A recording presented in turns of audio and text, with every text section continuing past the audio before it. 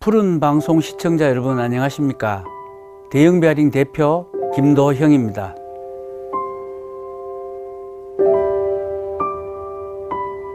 어, 1962년에 중앙상회로 시작을 해서 삼양 베어링 그리고 대형 베어링 상사 또 대형 베어링 현재 대형 베어링 주식회사로 되어서 작년에 창업 60주년이었고 올해 61주년 되는 나름대로 이 역사의 자부심을 가지고 있는 그런 기업입니다. 예, 22년도에 60주년이었습니다. 그 창업자는 선친이신 고 김재하 회장님께서 그 창업을 하셨는데 처음에는 베어링으로 시작하지 않았고 저도 뭐 듣기만 들었습니다. 제가 태어나기 전에 설립된 회사라서 드라이버, 공구, 만물상해 같은 개념으로 이렇게 하셨다가 설립하시고 몇 년 안에 이 베어링이라는 게 굉장히 특수하고 산업에 꼭 필요한 부품이라고 생각을 하셔서 이쪽을 전문적으로 판매하셨다고 들었습니다. 베어링은 어떤 산업, 뭐 약방이 감초듯이 이 산업 분야의 감초고 또 저희들은 이 부품이라든지 모든 산업 분야의 꽃이라고 표현을 합니다. 왜냐하면 아무리 좋게 만든 어떤 그런 기계 부품들도 이 베어링이 중간에 역할을 하지 않으면 굴러가거나 움직일 수가 없고 또 굴러가거나 움직인다 하더라도 원활하게 이렇게 하지 않기 때문에 사람으로 표현하면 그냥 꼭 있어야 될 친구, 항상 그 친구가 있으면 즐거운 자리, 유익한 자리, 그럴 정도로 앞으로도 이게 문화가 어떻게 변하든지 간에 이 베어링을 잘 모르시는 분들을 위해서 이렇게 설명을 잠깐 드리면 롤러스케이트, 인라인스케이트는 다 아실 겁니다. 거기에 원활하게 이 바퀴가 돌아갈 수 있게 중간에 베어링이라는 게 들어갑니다. 그리고 앞으로는 로봇 분야, 뭐 인공위성, 뭐 선박, 비행기, 비행기의 팬, 프로펠러, 예, 이런 쪽으로 이게 없어서는 안 될 그 부품 중에 가장 정밀한 부분을 또 담당을 하고 있습니다.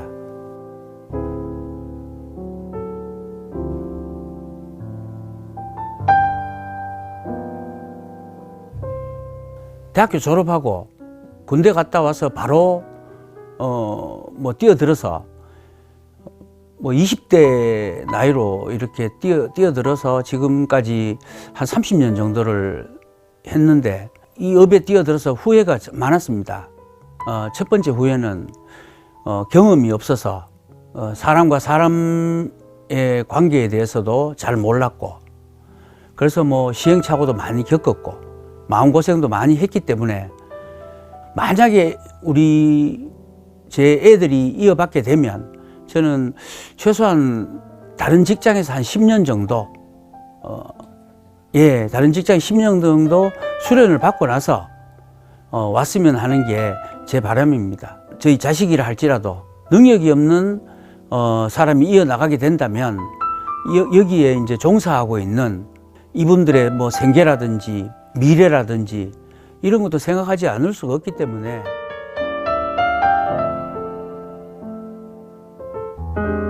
한 달 목표로 용돈 벌이 하려고 한 달 알바로 한 달 알바로 시작을 했던 일이 지금 이렇게까지 저는 될 줄은 진짜 그 당시로서는 꿈에도 생각 못 했습니다.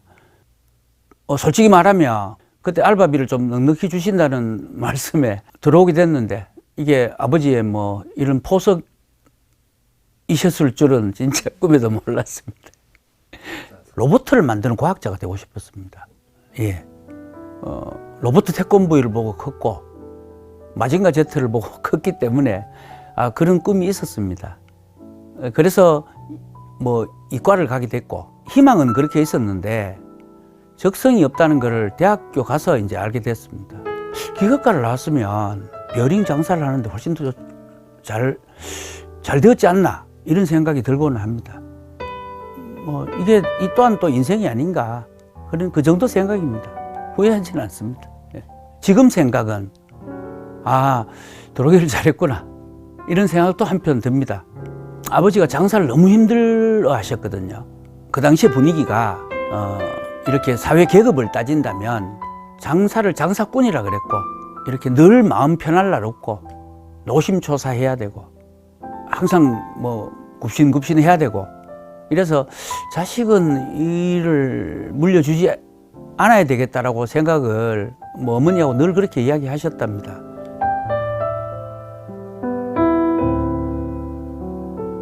저희 아버지가 처음에는 이제 그런 말씀을 나중에 제가 좀 나이 들어서 이제 진실을 들었는데 처음에는 이제 이야기하기 꺼리셨어요. 왜냐하면 중학교 졸업하고 무작정 그때 아버지 고향이 군이셨는데 대구로 오셨답니다.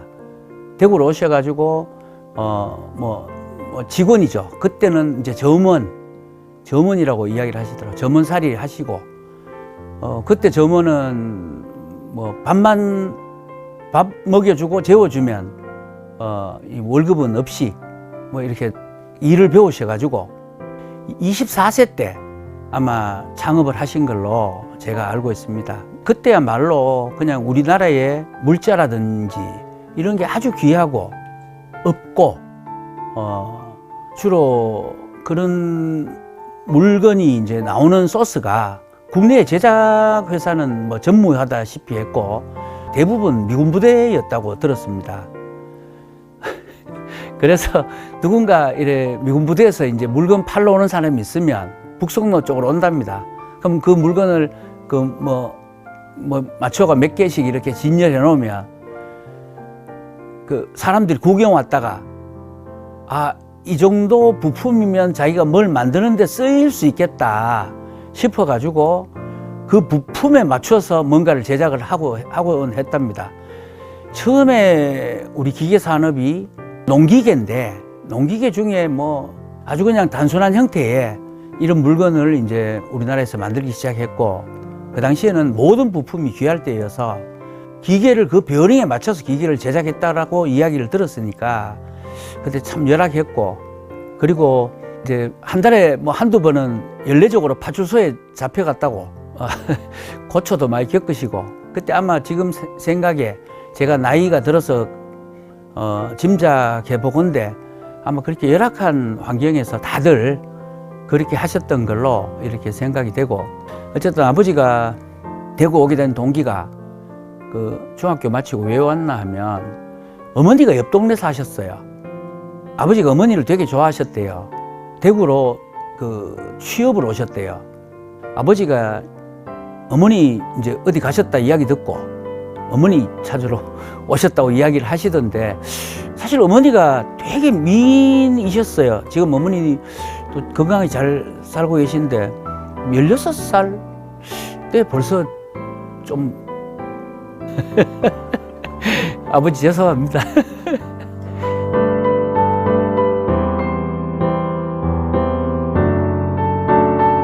저희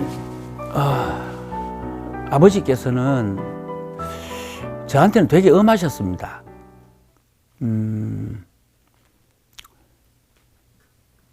공부를 하면 무조건 서울대는 가야 되고, 그 다음에 모든 아버지가 못다한 그런 거를 제가 다 당연히 해야 된다라고 그냥 생각을 하셨고, 그래서 저는 그런 아버지가 계속 무서워서, 어떨 때는 아버지 늦게 들어오시면 막 자는 척 할 정도로 그렇게 좀 무서웠고, 별로 살갑지 않은 아버지셨죠. 옛날 어른들이 다 그러셨겠지만, 전형적인 아버지였고. 근데 아버지가 주위 평판은 뭐 어마어마하게 좋았습니다. 어머니 평가에 들으면 장사꾼 기질이 별로 없었다고 들었습니다. 뭐 예를 들어 장사꾼이라면 뭐 좀 싸게 사와서 좀 비싸게 팔고, 그리고 이게 좀 뭐 이렇게 남한테 너스레도 떨어야 되고 얼렁뚱땅한 면도 있어야 되는데, 어머니 이야기는 아버지는 어디 가서 학교 선생님만 딱 맞을 정도로 뭐 이 내용이 안 들어가면 안 될 것 같아서 잠깐 에피소드를 말씀드리겠습니다. 결혼을 하셔가지고 있는데 집에 생활비를 안 주시더래요. 밖에서는 돈 많이 번다는 소리는 들리던데, 그리고 생활비를 왜 안 주냐 갔더니 뭐 사람들이 많이 와서 이제 벌으면 주위에 이제 뭐 손 벌리는 데가 많았다고 이야기를 들었습니다. 그때부터 어머니가 아유 이게 애들 굶기겠다 싶어서 어머니가 나와가지고 그런 뭐 말하면 격리 역할을 자체를 하셨죠. 어머니도 한 30년 정도를 그렇게 하셨다고 들었는데 정말 감사하다고 이야기를 드렸습니다. 어머니가 없었으면 뭐 그렇게 안 하셨으면 아무래도 조금 힘들지 않았나 할 정도로 주위에서 뭐 이렇게 뭐 빌려달라 뭐 이러면 거절을 못 할 정도의 어떤 그거셨다 그러고, 아버지가 어머니가 딱 하나 에피소드를 말씀을 하시던데, 이제 어머니가 같이 시집을 오셔가지고 뭐 아버지에 대한 이야기를 시어머니한테 들으셨죠. 아버지 함자가 제자 하자 신데, 시어머니 말씀이 어머니한테 제안은 날아가는 까마귀도 술을 받아준다.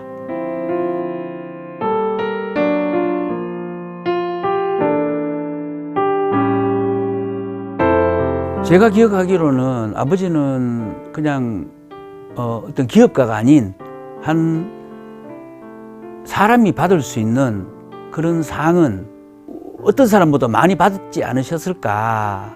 아버지 뭐 상장이나 여러 가지 이런 걸 제가 봐온 결과로 뭐 대통령, 국무총리, 장관, 시장, 뭐 경찰서장, 뭐 하여튼 유수하게 많이 받으신 걸로, 그 중에 이제 돈에 대한 거는 뭐 세무서에서 이제 세금을 성실하게 낸다고 뭐 하는 상 외에는 다들 이제 그 봉사와 뭐 이런 걸로 하여튼 너무 많이 받으신 걸로 제가 알고 있습니다. 봉사하고 있는 어떤 단체도 많으셨고, 뭐 기증 기부하는 단체도 뭐 저희들한테는 정확하게 이야기를 하지 않았습니다. 혹시나 뭐 아버지가 내는 금전적인 이유로 우리가 좀 싫어하지 않을까 싶어가지고 자세하게는 이야기를 안 하셨는 것 같습니다. 아버지 이야기는 제가 꼭 하고 싶었습니다. 저는 저한테는 엄했고 참 사실은 막 싫을 때도 많았거든요. 너무 엄하셔서.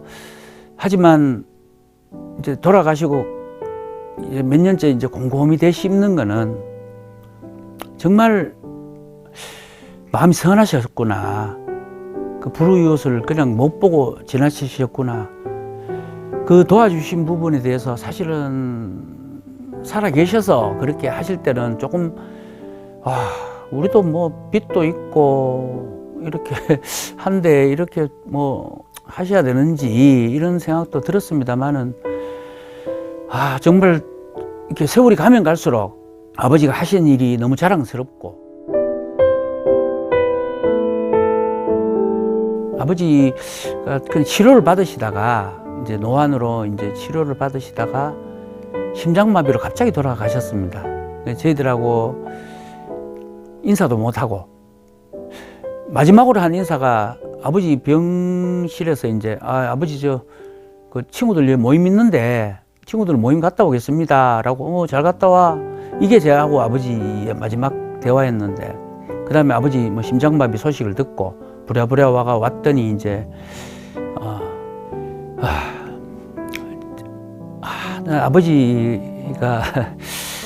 아버지가 너무 자랑스럽습니다. 고맙습니다. 사랑합니다. 라는 말을 하고 싶었고, 지금도 돌아가시는 순간에 제가 카톡 메시지가 고맙습니다. 사랑합니다.